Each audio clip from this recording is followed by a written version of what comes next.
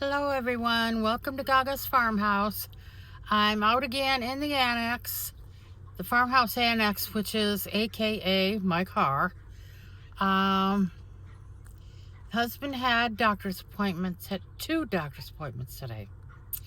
But what it is we're just trying to establish, we just moved back to Illinois, so we're trying to establish all our new doctors now. So that's what that's about. And it's a beautiful day today. Let me see. It's actually 64 degrees, which is incredible. So everybody is out. I pulled over. I was running some errands and I pulled over parking lot at a park so I could record, and the park is crowded and everybody's out on their bikes and walking their dogs and doing everything. So today I want to go down a big rabbit hole, and it'll be a rabbit hole that leads to another rabbit hole and another rabbit hole. And so this video is going to be called Bad Bunny's Grass People. Okay? So we did not watch the halftime show during the Super Bowl because we took that opportunity to go and eat. So we grabbed our drinks and we went to eat. And later I did see some videos of them setting up the field for the halftime show, which sparked some questions. If you've seen it, you know what I'm talking about. So since I hadn't watched the whole thing, I just went before I came out here, I went on my phone and I looked up the halftime show and I watched the whole thing. I mean, everybody has their opinion. I'm not going to go into any of that. Everybody's already talked to it to death. I did enjoy the Latin music, and I was surprised that Gaga was there. I didn't know she was going to be in the show. Thought she did well. Anyway, let's talk about the production. So, I'm not quite sure how far ahead they arrange for the headliner for the Super Bowl. But just let's just say it's 6 months. So when I watched this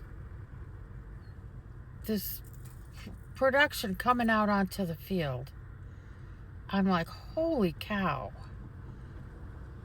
How does this happen? So you come up with a headliner, and then you have some meetings, and you bounce around ideas about what the show's going to be about. You know, what are we going to have to do as far as setting up a stage? What kind of costumes? It's a lot of work and a lot of meetings and a lot of people to coordinate. So at what point did they say, let's have Bad Bunny in a field? And I'm going to say, I know they're not grass people. They are actually sugarcane people. And I could tell the difference because my father was born and raised in the Florida Panhandle, and they grew cotton, peanuts, and sugarcane.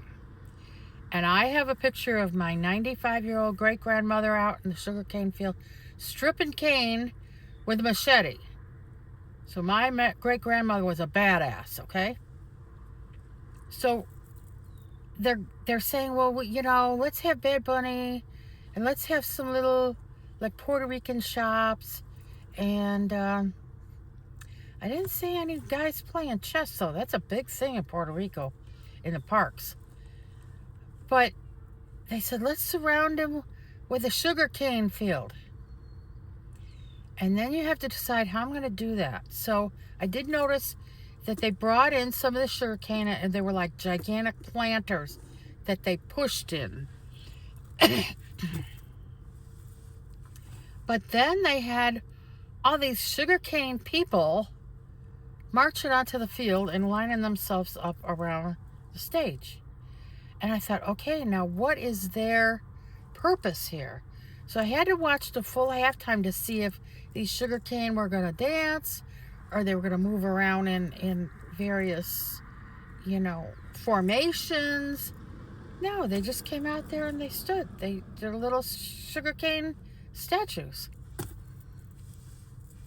Now, the next question is, how do they find the talent? I'm assuming that these were dancers or performers. And when they called them up, so there must be an agency, like a talent agency somewhere, that they call up and they go like, we need 150 sugarcane people. What do you got? But if they're dancers, they have to tell them, okay, you're going to be wearing this sugarcane costume and you're not going to dance. You're just going to stand there. You okay with that?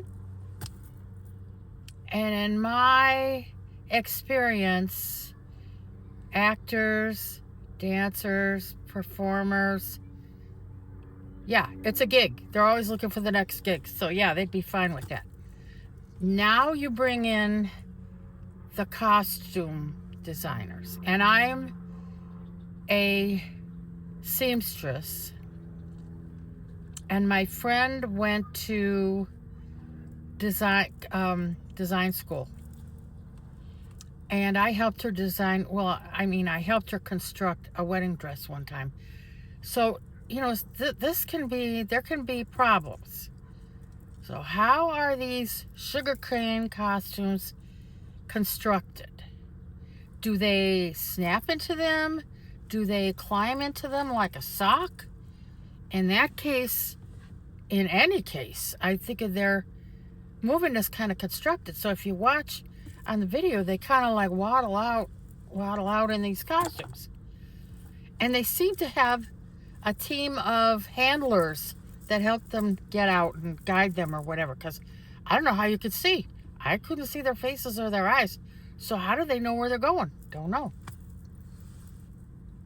Then they have to find that greenery that was somehow attached to the costume was quite tall. I'm thinking it was like 6 feet. So where do you get thousands of fake sugarcane leaves to sew onto this costume? Okay, so they worked through all that and they got the costumes designed and somehow made. And then you had to have dressers. So somebody has to get all these people into the costumes. And there has to be a lot of people, because you can't, if you do it like assembly line, just have like maybe, I'm thinking there was like 150 of those sugarcane people. And you couldn't have like 10 dressers, because then you'd get them in the costume. You'd have to have enough time to get them all in the costumes. And then they're standing there in this costume. I'm claustrophobic, so you couldn't pay me enough to get in that costume and stand around. And then, of course, being my age, I'd have to go to the bathroom. So how are you going to the bathroom in this sugarcane costume? I don't know. So then we got the dressers. Then they have to get under. Then what do you do? I mean, this was a lot of money. So what do you do the costumes after the Sugar Bowl? After the Super Bowl performance. Do you sell them off at resale shops? Hey, I found a sugarcane costume at the resale shop. I'll be a sugarcane for the next Halloween. I don't know. I have questions, So anyway, let me know what you thought about the halftime performance. I don't have one idea. I don't have an opinion one way or the other. I do like Latin music, so I like that. I don't think so. Gaga is a really good performer, but she's not really a dancer. She did a good job, and that's tough, to be a singer and a dancer. Oh, and here's the other thing. So if you were one of these people in the Super Bowl, do you put that on your resume? And how does it look on a resume? So also see if you're the toothbrush guy on a TV commercial, do you put that on your resume? Seriously? There has to be a whole group of actors who do like costume acting, like they're going to be broccoli or they're going to be toothbrushes or things like that. And then there's those pitch people, those that got pitched a product or a pill or something, and they're, oh, let me see if I can prop this up because I got to do the hand movements, and they're like this, and then they go back to this and they do this. Do you go to school for that? I don't know. So let me know what you think. Do you know anybody that's been a performer like that, and do they put it on their resume? Anyway, thanks for joining Gaga in the nice weather here in Northern Illinois, and I'll see you tomorrow. Bye.